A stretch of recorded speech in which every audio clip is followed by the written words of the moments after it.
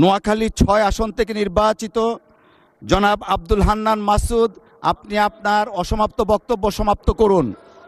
ধন্যবাদ মাননীয় স্পিকার। একটু একটু ধৈর্য ধরেন, ওনার বক্তব্যটা শেষ হোক। একটু বসেন, বক্তব্যটা শেষ হোক ওনার। এখানে দাঁড়িয়েছি নিপীড়িত, লাঞ্ছিত, বঞ্চিত মানুষের প্রতিনিধি হয়ে কথা বলতে। আমি এসেছি। ওনার বক্তব্য ৬ মিনিট। মাননীয় স্পিকার, আমি বুঝতে পারছি না সময়গুলো কিভাবে বন্টন করা হয়।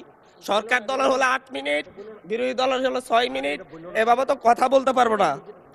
মাননীয় স্পিকার, পাশাপাশি আমি এই সংসদের সর্বকনিষ্ঠ এমপি, বাংলাদেশের ইতিহাসের সর্বকনিষ্ঠ এমপি। আমি এখানে দাঁড়িয়ে আপনারা যে জেনজির কথা বলেন, সেই জেনজির প্রতিনিধি হয়ে আমি সংসদে কথা বলতে আসছি। আপনি যদি বলেন যে জেনজিরা কি চাই, আমি বলছি জেনজিরা ৭২-এর সংবিধান আর চাই না। আপনি যদি বলেন জেনজিরা কি চাই, আমি বলতে এসেছি জেনজিরা এটাই চাই, স্বাধীনতার ৩০ বছর পরে জন্ম নিয়ে আমার মতো যারা সন্তানরা রয়েছে তারা কেন ভোটাধিকার পাই নাই, তার জবাব চাই। আমরা তো স্বাধীন বাংলাদেশে জন্ম নিয়েছি মাননীয় স্পিকার। আমাদের কি ভুল ছিল?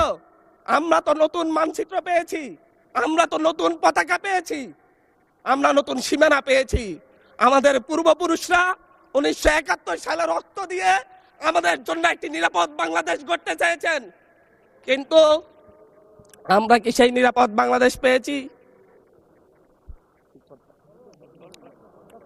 আমরা কি সেই নতুন বাংলাদেশ পেয়েছি? আমরা তো সেই নতুন বাংলাদেশ মাননীয় স্পিকার পাই নাই। 71-এ 30 লক্ষ মানুষ শহীদ হয়েছে, জীবন দিয়েছে।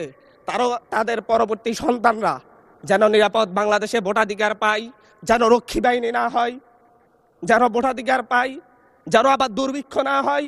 কিন্তু আমরা কি দেখেছি? আমরা দেখেছি বাংলাদেশে দুর্ভিক্ষ হয়েছে। 1973 সালে ভোট চুরি হয়েছে। আমরা দেখেছি তার পরবর্তী সময়ে শহীদ প্রেসিডেন্ট জিয়াউর রহমান বাংলাদেশকে অর্থনৈতিকভাবে, রাজনৈতিকভাবে, গণতান্ত্রিকভাবে বাংলাদেশকে পুনরুদ্ধার করার জন্য উনি অটল ভূমিকা রেখেছেন। উনি আমার দ্বীপ হাতিয়াতে 3 বার গিয়েছেন। আমি যেদিকে তাকিয়েছি, আমার এই বেড়িবাঁধ কে করে দিয়েছে? মেজর জিয়াউর রহমান। আমার এই খালকে খনন করে দিয়ে গেছে মেজর জিয়াউর রহমান।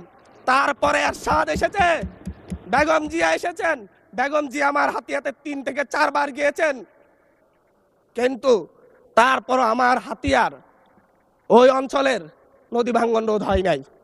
ওই অঞ্চলের লক্ষ লক্ষ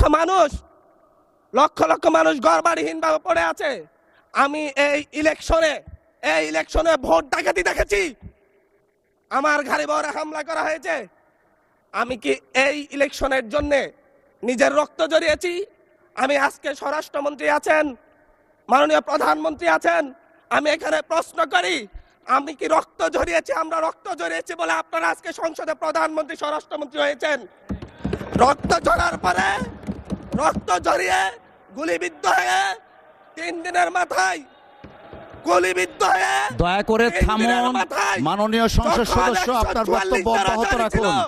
144 ধারার মধ্যে আবার নিজেই গুলিবিদ্ধ পা নিয়ে বের হয়ে গিয়ে সংবাদ সম্মেলন করে বলেছি আবার রাস্তায় নামুন, হাসিনা পতন হতে হবে।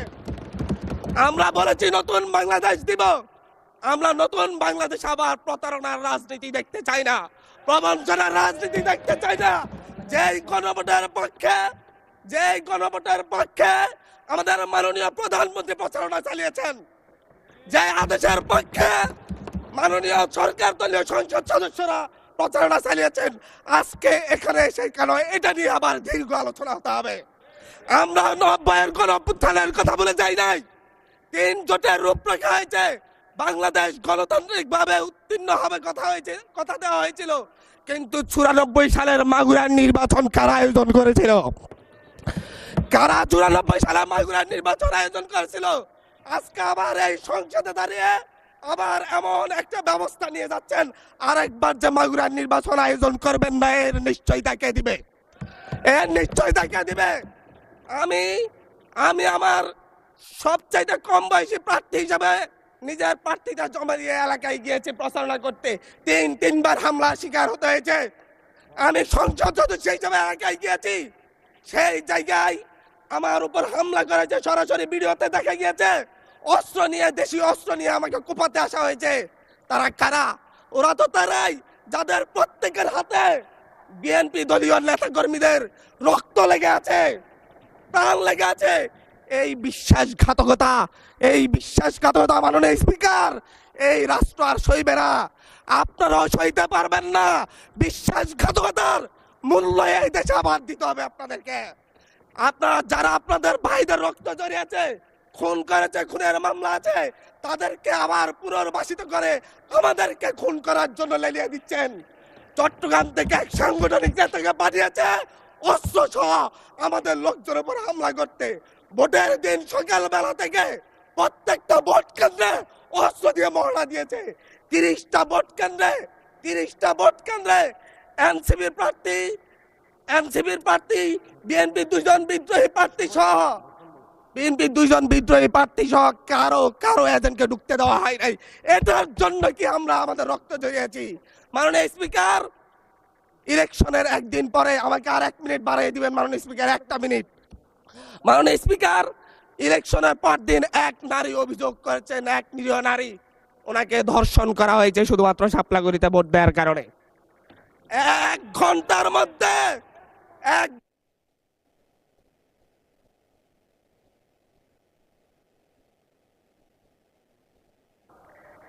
ধন্যবাদ মাননীয় সংসদ।